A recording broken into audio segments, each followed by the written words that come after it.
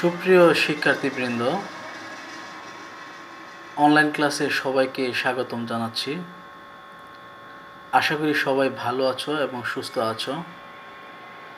বিশ্বব্যাপী এই করোনাকালীন মহাদুর্যোগে সবাই স্বাস্থ্যবিধি মেনে নিজ নিজ গৃহে অবস্থান করছো।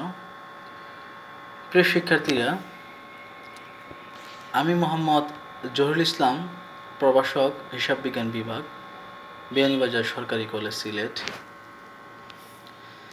প্রিয় শিক্ষার্থীরা, আজকে যে বিষয়টি নিয়ে আমি আলোচনা করব সেটি হচ্ছে প্রসেস কস্টিং। হিসাব বিজ্ঞান বিভাগের অনার্স তৃতীয় বর্ষের শিক্ষার্থীদের কস্ট অ্যাকাউন্টিং বিষয়ের নবম অধ্যায় প্রসেস কস্টিং। প্রসেস কস্টিং নিয়ে আজকে আমি বিস্তারিত আলোচনা করব। সুপ্রিয় হিসাব বিজ্ঞানের শিক্ষার্থীবৃন্দ, আশা করি মনোযোগ সহকারে তোমরা আজকের এই লেকচারটি শুনবা এবং বাসায় প্র্যাকটিস করার চেষ্টা করবা। প্রিয় শিক্ষার্থীরা, তোমরা জানো যে প্রসেস কস্টিং চ্যাপ্টারটি খুবই গুরুত্বপূর্ণ একটি চ্যাপ্টার, কেননা এই অধ্যায় থেকে তোমাদের বি পার্ট এবং সি পার্টে দুইটি অঙ্ক এসে থাকে। তাহলে অবশ্যই এই অধ্যায়কে খুবই গুরুত্ব দিতে হবে আমাদের। প্রিয় শিক্ষার্থীরা, আমরা এই আজকের আলোচনা শেষে যে বিষয়গুলো আমরা শিখতে পারবো তা হচ্ছে প্রসেস কস্টিং বা প্রক্রিয়া ব্যয় কাকে বলে, নর্মাল লস, অ্যাবনর্মাল গেইন কাকে বলে, এবং প্র্যাকটিক্যাল ম্যাথ সলিউশন, অর্থাৎ একটি অঙ্ক করে আমরা এটা সমাধান করার চেষ্টা করব। এই বিষয়গুলো আমরা শিখতে পারবো। এবার আসি আমরা হচ্ছে প্রসেস কস্টিং কাকে বলে বা প্রক্রিয়া ব্যয় কাকে বলে। যে সমস্ত উৎপাদনকারী প্রতিষ্ঠান একের অধিক প্রক্রিয়ার মাধ্যমে, অর্থাৎ একের অধিক প্রসেসের মাধ্যমে পণ্য উৎপাদন করে থাকে, সে সমস্ত প্রতিষ্ঠানগুলো প্রসেস কস্টিংয়ের আওতাভুক্ত। অর্থাৎ যে উৎপাদন ব্যয় হিসাব পদ্ধতিতে বিভিন্ন প্রক্রিয়ার ব্যয় আলাদাভাবে বের করে মোট ব্যয় নির্ণয় করা হয়, তাকে প্রক্রিয়া ব্যয় বলা হয়ে থাকে।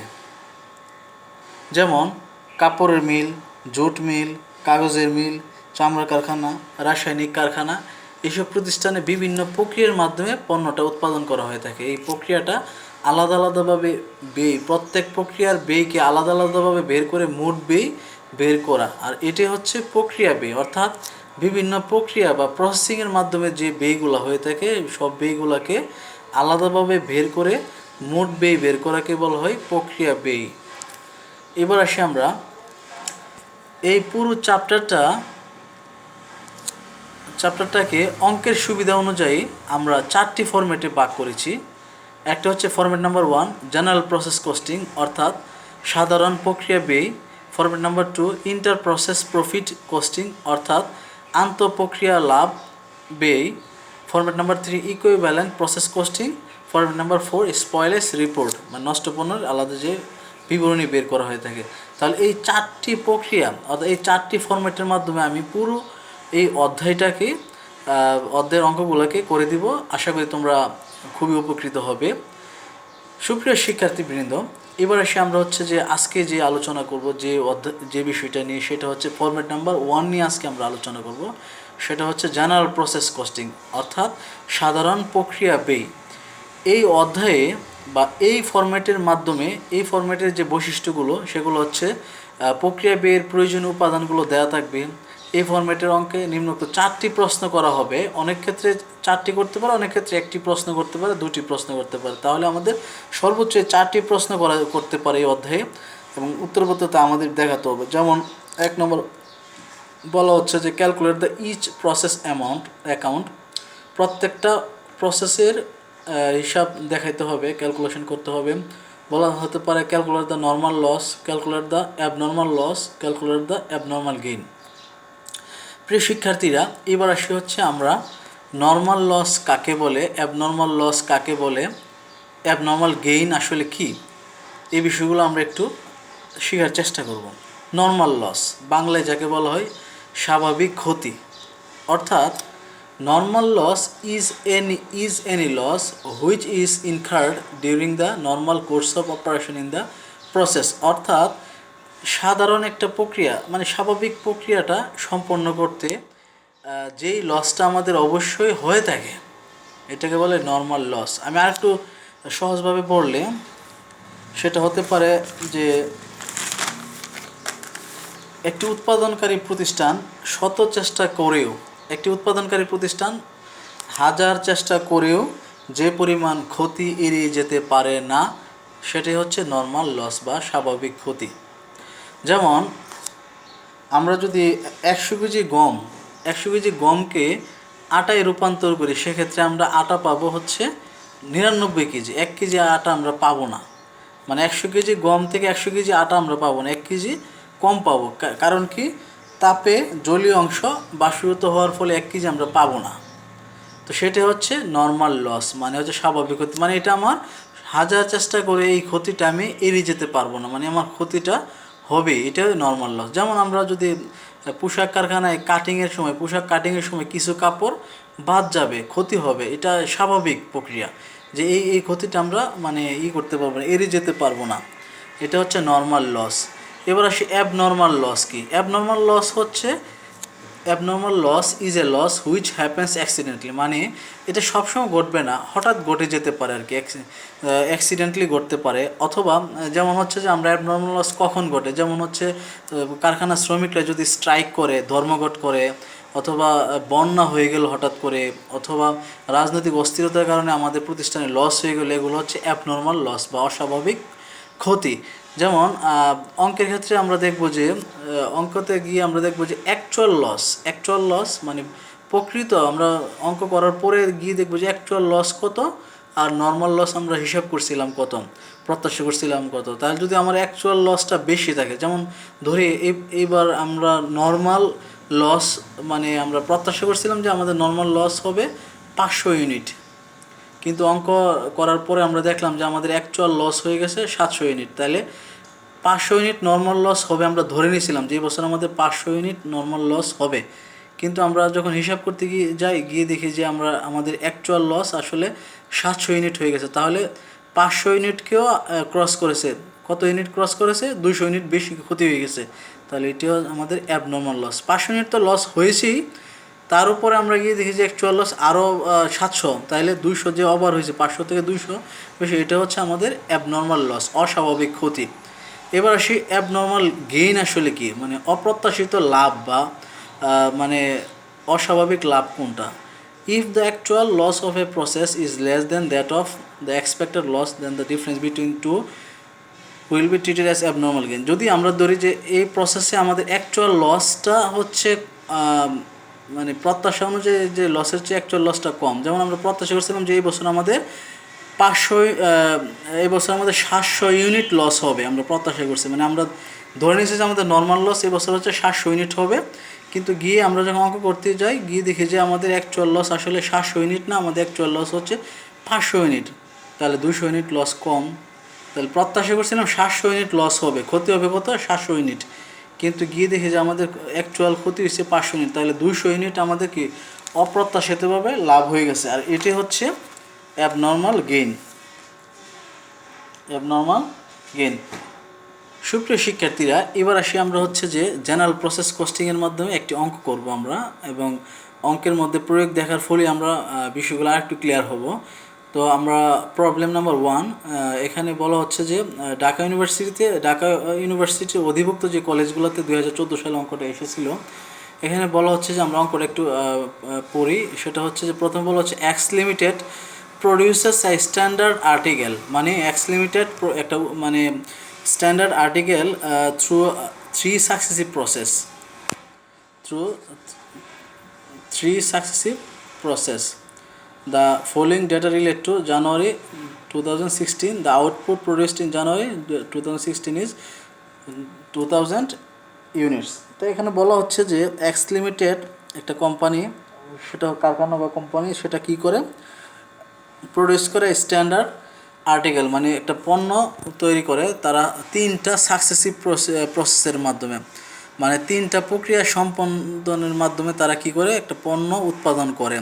তো বলা হচ্ছে জানুয়ারি 2000, নিচের ইনফরমেশনগুলো দেওয়া আছে যেগুলো হচ্ছে জানুয়ারি 2016 সালের তথ্যগুলো নিচে দেওয়া আছে, এবং বলা হচ্ছে যে 2016 সালের জানুয়ারি মাসে তাদের প্রডিউসড হয়েছে, মানে পণ্য উৎপাদন হয়েছে 2000 ইউনিট, মানে আলটিমেটলি 2000 ইউনিট তৈরি করছে তারা 3টা স্টেপ পার করার মাধ্যমে, ব্যয় করার মাধ্যমে। এখন বলা হচ্ছে যে প্রত্যেকটা স্টেপে প্রত্যেকটা প্রসেসে তাদের খরচটা দেওয়া আছে, ম্যাটেরিয়াল কত টাকা খরচ হয়েছে, লেবার কত টাকা খরচ হয়েছে, আদার্স ডিরেক্ট চার্জেস কত টাকা খরচ হয়েছে, ওভারহেড কত টাকা খরচ হয়েছে। তাহলে প্রসেস নাম্বার 1 বলা হচ্ছে যে ম্যাটেরিয়াল তারা 40,000 টাকা ব্যবহার করছেন, লেবার 20,000 টাকা, আদার ডিরেক্ট চার্জ 10,000 টাকা, ওভারহেড 12,000 টাকা। এভাবে ধাপে ধাপে তারা তাদের খরচটা দেওয়া আছে, তারা পণ্যটা তৈরি করতে প্রত্যেকটা প্রসেসে কত টাকা করে খরচ করেছেন।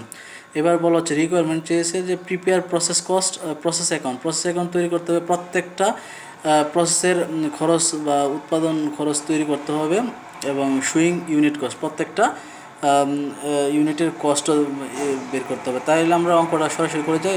সুপ্রিয় শিক্ষার্থীবৃন্দ, এটা যেহেতু প্রসেস কস্টিং অঙ্ক, আর জেনারেল প্রসেসের ক্ষেত্রে এটা যেহেতু প্রসেস কস্টিংয়ের অঙ্ক, সেক্ষেত্রে জেনারেল প্রসেসের ক্ষেত্রে জেনারেল প্রসেস কস্টিংয়ের প্রথম ফরম্যাটের অঙ্ক। তাহলে আমাদের গড়টা একটু খেয়াল করি, ছকটা হবে ডেবিট পাশে 4টি কলাম, যেমন অ্যাকাউন্টস টাইটেল, ইউনিটস, রেট, টাকা। ক্রেডিট পাশে 4টি column, accounts title, units, rate, টাকা।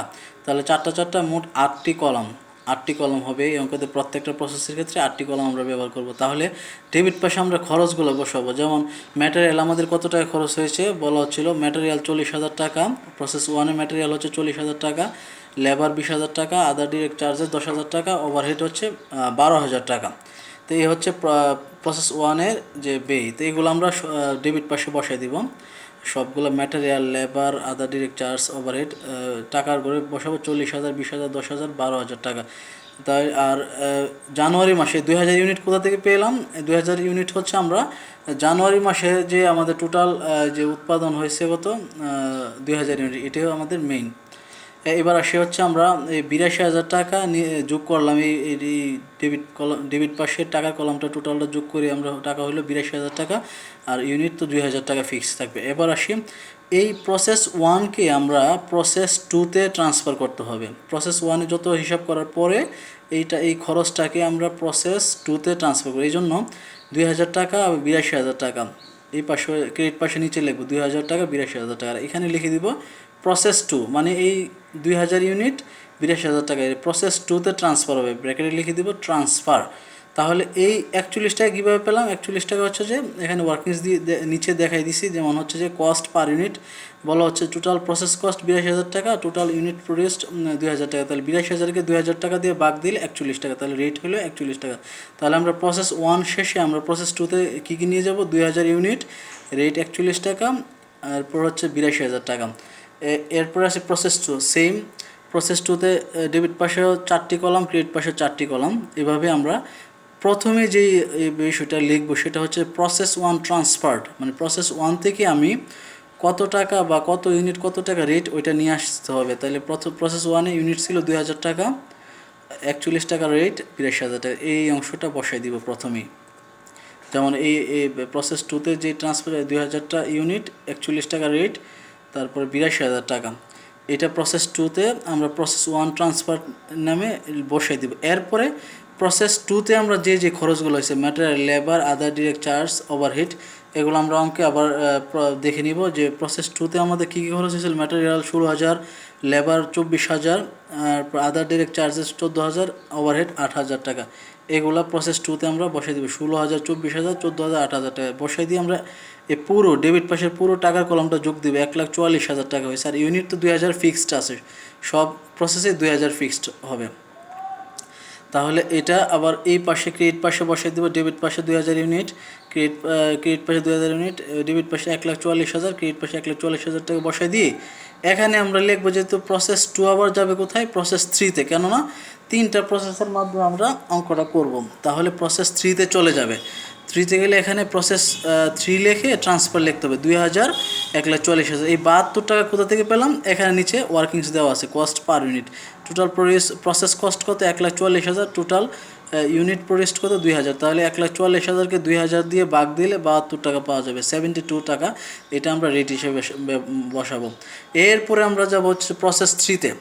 প্রসেস 3-তে গিয়ে শিক্ষার্থীরা কী করব, আমরা প্রসেস 2-তে যে আউটপুটটা পেয়েছি, আমরা কি পেয়েছি 2000 ইউনিট 72 টাকা 1,44,000, এটা বসাই দিব প্রথমে ডেবিট পাশে। এরপরে হচ্ছে ম্যাটেরিয়াল, লেবার, আদার ডিরেক্ট চার্জ, ওভারহেড, এগুলা 3 নম্বর প্রসেসে যত টাকা ওইগুলো হচ্ছে যেমন 30,000, 16,000, 12,000, 6,000, এই টাকাগুলো আমরা প্রসেস 3-তে বসিয়ে দিব। যেমন হচ্ছে 30,000, 16,000, 22,000, 6,000 এই প্রসেস 3-তে বসাই দেওয়ার পর আমরা এই ডেবিট পাশের টাকার কলামটা যোগ দিব। 1,44,000, 30,000, 16,000, 22,000, 6,000 টাকা যোগ দিলে 2,18,000 টাকা পাই। এটা যোগ নামাবো। এরপর এখানে ইউনিটস 2000 ফিক্সড থাকবে। এইবার আসে হচ্ছে আমরা এই পাশে ক্রেডিট পাশে বসাই দিব 2,18,000, এটা বসাই দিব। Okay fine. এবার হচ্ছে আমরা এখানে লিখবো, আর এখানে প্রসেস 4 লিখবো না, কারণ হচ্ছে আমরা 3টা প্রক্রিয়ার মাধ্যমে আমাদের পণ্যটা তৈরি হয়ে গেছে। তাহলে এখানে লিখবো ফিনিশড গুডস। তাহলে 2,000, 2,18,000, এখন 109 টাকা রেট কীভাবে পাবো? 109 টাকা, এটা ওয়ার্কিং স্কোরে করতে হবে। Total process cost 2,18,000, total unit produced 2,000, তাহলে 2,18,000 থেকে 2,000 টাকা বাদ দিলে 109 টাকা করে পাওয়া যায়, তাহলে এটার রেট। তাহলে সুপ্রিয় শিক্ষার্থীবৃন্দ, আমরা দেখতে পাচ্ছি যে এখানে অঙ্কটাতে চাওয়া হয়েছিল কি, যে prepare process accounts each showing unit cost. তাহলে আমরা প্রত্যেকটা প্রসেস 1, প্রসেস 2, প্রসেস 3-র মাধ্যমে আমরা কি করেছি, প্রত্যেকটা প্রসেস কমপ্লিট করে এবং আমাদের প্রত্যেকটা প্রসেসের আমরা ইউনিট কস্টটা কিন্তু আমরা দেখাই দিয়েছি। প্রথম কস্টে ইউনিট কস্ট পার ইউনিট ছিল 41 টাকা, দ্বিতীয় প্রসেসে কস্ট পার ইউনিট হচ্ছে 72 টাকা, তৃতীয় প্রসেসে কস্ট পার ইউনিট হচ্ছে 109 টাকা। এভাবে প্রত্যেকটা প্রসেস আমরা করেছি এবং ইউনিট কস্ট অর্থাৎ পার ইউনিট কস্ট আমরা দেখাই দিচ্ছি। এটা হচ্ছে যে আমাদের জেনারেল প্রসেস কস্টিংয়ের অঙ্ক। এভাবে প্রত্যেকটা প্রসেসকে কমপ্লিট করে প্রসেসে কত টাকা খরচ হয়েছে এবং কত টাকা পার ইউনিট খরচ হয়েছে এগুলা দেখাইতে হবে। তো এইভাবেই আমরা আমাদের এই প্রসেস কস্টিংয়ের অঙ্কগুলো করতে পারি। তাহলে প্রিয় শিক্ষার্থীরা, আশা করি আমরা পরবর্তীতে অন্যান্য ধাপের অঙ্কগুলো করব। তো জেনারেল প্রসেস কস্টিংয়ের বেসিক ধারণাটা আশা করি তোমরা পেয়েছো এবং বাসায় বেশি করে প্র্যাকটিস করবা। আর হচ্ছে যে যেহেতু এই প্রসেস কস্টিং অধ্যায়টি খুবই গুরুত্বপূর্ণ, এটা আমাদের বারবারই করতে হবে। এই বলে আমি আমার আজকের ক্লাসটা এখানেই সমাপ্ত করছি। সবাই ভালো থাকবে, সবাইকে অসংখ্য ধন্যবাদ এবং হচ্ছে সুস্থ থাকবা, ভালো থাকবা। আল্লাহ হাফেজ।